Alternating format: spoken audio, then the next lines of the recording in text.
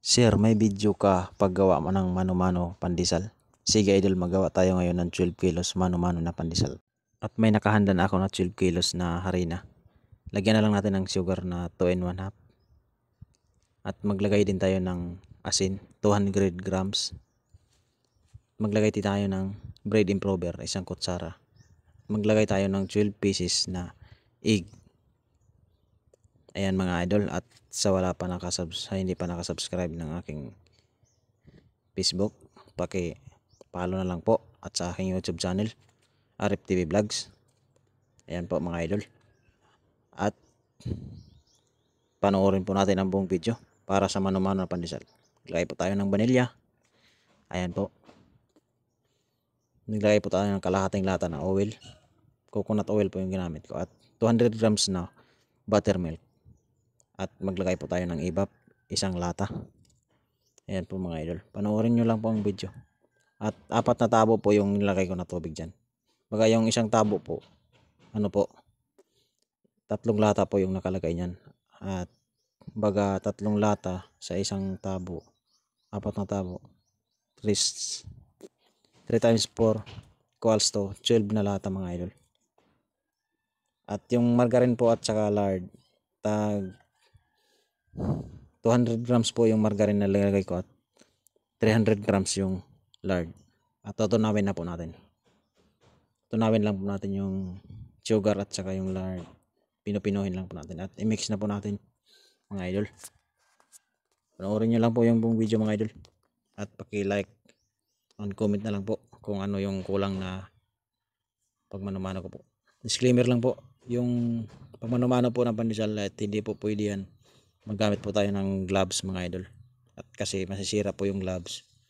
Ang importante lang po dyan at malinis yung kamay natin mga idol. Ayan po. Panoorin nyo lang po yung buong video natin mga idol.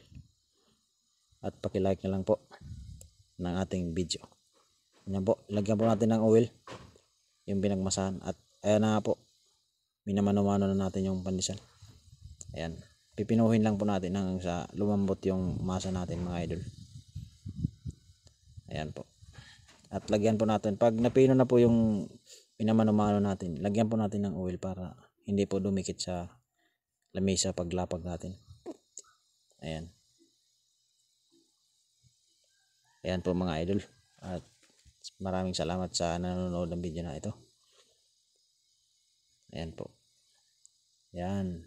Ganyan po ang mano-mano ko ng pandesal mga idol. Iwan ko lang po sa inyo kung ano yung ginagawa nyo pag mano-mano. Basta pag mano-mano po, kinakamay po yan. At kaya po tinatawag na mano-mano kasi po kinakamay. Pag mixer po, hindi po kinakamayan. Pag mano-mano, kinakamay po. Ayan po. Ayan. At i-relax lang po natin ng konti yan. Mga 15 minutes bago natin po ibaston. Ayan po. Yan. Yan po yung mano-mano na pandesal natin. At pag medyo malambot na po, pwede na po natin yan ilapag sa ating lamesa. At ayan na po.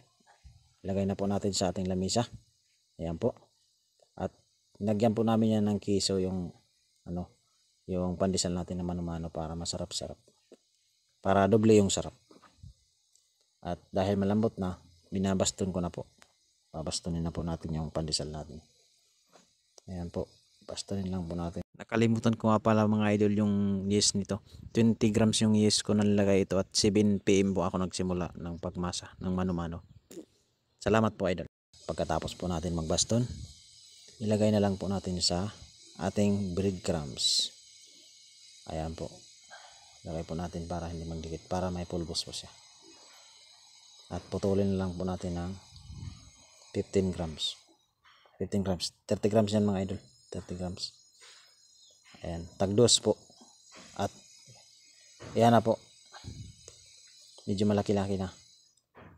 Pwede na isa lang. At yan na po ang luto ng ating mano-mano na pandesal mga idol. At kung nagustuhan mo yung video natin, paki-share na lang po mga idol ng ating video na mano-mano na pandesal. Ayan po. Maraming salamat po sa inyong lahat. Mag-ingat po kayo palagi mga idol.